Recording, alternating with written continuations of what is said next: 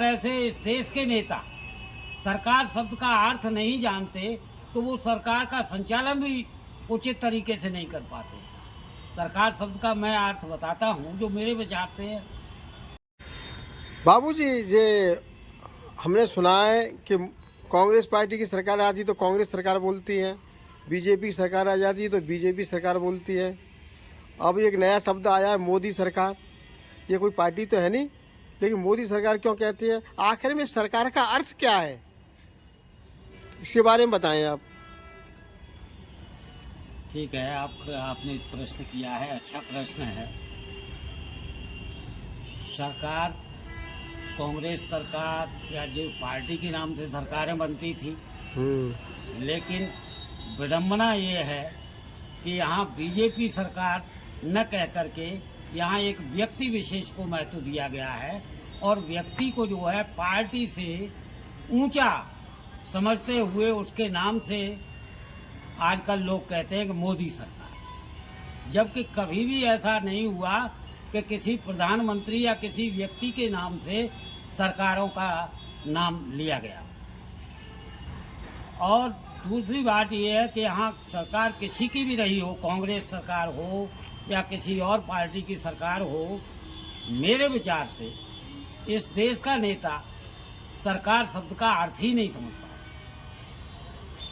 क्यों?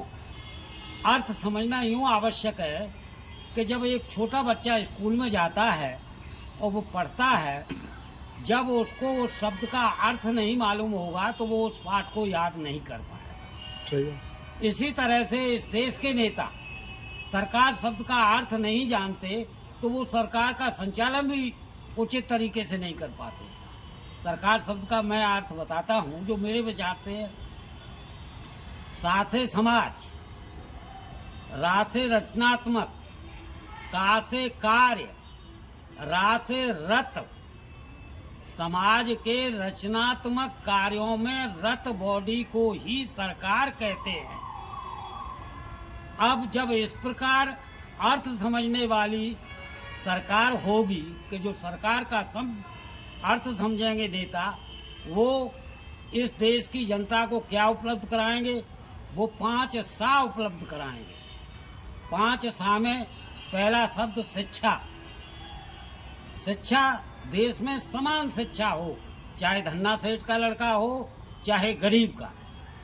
जैसे एक शायर ने कहा है कि प्रधानमंत्री का बेटा हो या चपरासी की संतान, सबको शिक्षा मिले एक समान। जब इस तरह की शिक्षा होगी तो ये हमारी जनता के साथ में, हमारे युवाओं के साथ में एक न्याय होगा। क्योंकि कंपटीशन से जब आएंगे तो उसमें जो होशियार होगा वो आएगा, न कि ये कि धन्ना सेठ का लड़का है। दूसरा है स्वास्थ्य। जनता के स्वास्थ्य सेवाएं यानी दवाई का उचित व्यवस्था करना। लेकिन मैं देखता हूं कि सरकारी अस्पतालों में कहीं बेड नहीं है, कहीं उचित डॉक्टर नहीं है स्पेशल मर्ज के, तो यहाँ जनता की दुर्दशा हो रही है। तीसरा है सड़क। जब आवागमन के साधन नहीं होंगे तो जनता का एक दूसरे से संपर्क नहीं हो पाएगा। जब संपर्क नहीं होगा तो संवाद स्थापित नहीं होगा।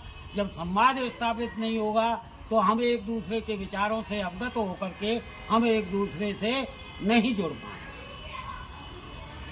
चौथा है सुरक्षा।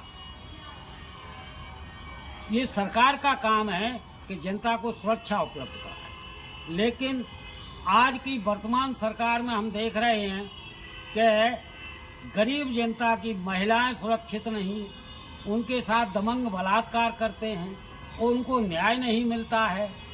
वहीं अगर वो कोई गरीब है उस तरह का अपराध कर दे तो उसके घर पर जो है बुलडोजर चल जाते हैं।